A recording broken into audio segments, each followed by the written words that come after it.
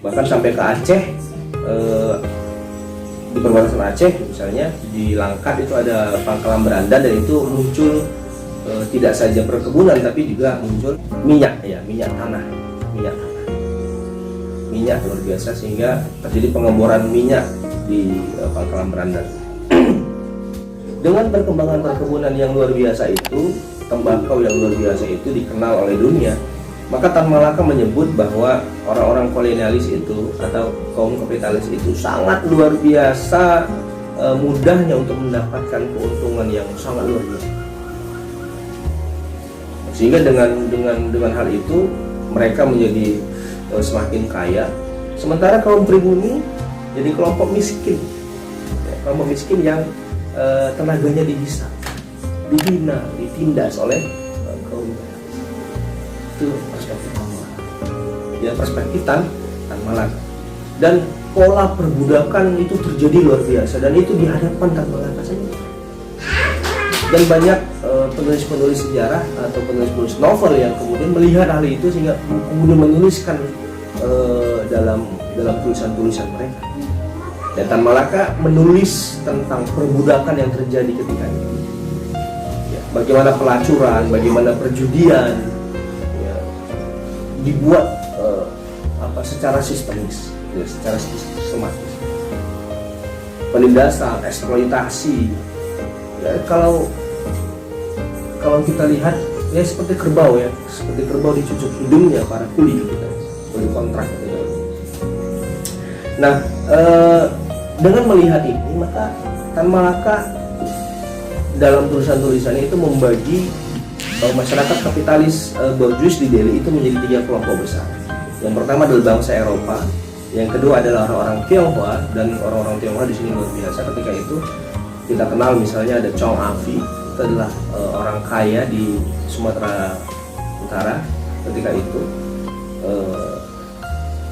dan dia dekat sekali dengan pihak penguasa ketika itu, sehingga mendapatkan banyak hal, konsesi dan lain sebagainya. Dekat juga dengan Sultan Delhi. Dan yang ketiga adalah kapitalis. Jadi orang-orang bourgeois kapitalis itu terbagi atas 3, orang-orang Eropa, orang-orang Tionghoa, dan kemudian penguasa pribumi ketika itu, yaitu diwakili oleh Sultan Serdang dan Sultan Delhi. Jadi Tan Malaka melihat 3 kelompok ini yang kemudian menguasai kondisi ketika itu. Nah, oleh karena itu kata Tan Malaka, maka wajib bagi perkebunan ketika itu untuk meningkatkan pendidikan para kuli, sehingga Johannes van den Brand kemudian menerbitkan tulisan The Million of Delhi, berjuta-juta di Delhi itu menulis bahwa berjuta-juta gulden itu disetor, diambil oleh para pemilik perkebunan besar di Delhi ketika itu. Nah, dan Delhi ketika itu tadi sudah saya sampaikan bahwa dibanjiri oleh tanam-tanam modal asing. Ada Belgia, tidak saja Belanda saja, tapi ada Belgia, ada Inggris, London, Sumatera, dan lain sebagainya. Jadi luar biasa ya pada awalnya. Dan kuli-kuli yang diambil, kuli-kuli yang bekerja di perkebunan itu pada awalnya dari Bagelen, Jawa Tengah. Jadi kemudian setelah itu dipikir tidak mencukupi permintaan, maka mendatangkan kuli-kuli dari daratan Cina, sehingga perkembangan orang-orang Cina di Sumatera Timur atau di Delhi itu juga ketika itu luar biasa banyaknya ya yang datang ke sini. Nah,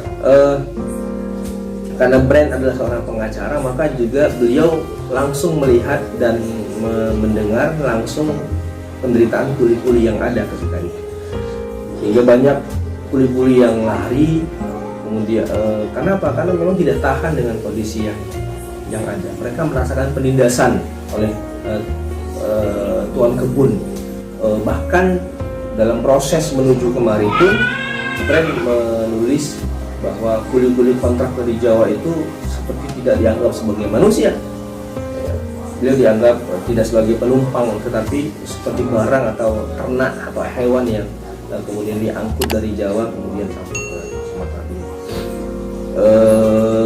tempat mereka itu kalau digambarkan oleh Hans Brand itu adalah bahwa tempat itu penuh dengan sampah, dengan kotoran, buah-buahan, ludah, sirih, muntahan, mabuk. Jadi mereka muntah ya, karena memang perjalanan dari Jawa ke Sumatera itu luar biasa ya. Karena ketika itu perjalanannya lewat laut. Jadi banyak yang mabuk, kemudian muntah, ya, muntah di situ aja. Sehingga penuh dengan hal-hal yang seperti itu. Seperti bukan tempat di kapal ini bukan tempat yang baik lah seorang manusia. Bahkan sampai di perkebunan malah mereka tidak menikmati apa yang dijanjikan, apa yang diharapkan mereka dengan iklan-iklan yang dibuat oleh orang-orang Belanda ketika itu. Bahkan mereka ditipu bahkan oleh tuan kebunnya soal upah. Jadi upahnya itu menarik ya. Upahnya itu hanya berlaku di wilayah perkebunan satu, di perkebunan yang lain nggak berlaku. Jadi dia hanya dapat uang, kemudian dia hanya belanja yang di sisi itu. Ketika dia mau keluar, dia uang itu nggak berlaku. Nah, kenapa? Karena parahnya ada yang menggaji kuli-kuli itu dengan uang buatan mereka sendiri. Ya, karena memang pendidikan ketika itu belum mereka belum dapat pendidikan. Nah, bahkan pakai kertas bon itu dijadikan sebagai alat tukar. Jadi gaji mereka itu bahkan digunting kaleng biskuit itu. Ya, Van den Brand itu kemudian menulis itu digunting kaleng-kaleng itu, dari kaleng biskuit kemudian dibuat bulat pipih dan kemudian menuliskan di angkanya di atasnya, ada angka di atasnya ditulis. Nah, itulah uang. Jadi token lah istilahnya kalau bisa dibilang sekarang. Jadi dan itu hanya bisa dibelanjakan di kedai-kedai yang di perkebunan. Luar biasa parah, luar biasa. Nah, kondisi seperti ini yang dihadapi oleh kuli-kuli kontrak ketika itu. Sehingga wajarlah Tan Malaka mengatakan bahwa ini adalah surga bagi orang-orang kapitalis, orang-orang imperialis, tetapi ini adalah neraka bagi orang-orang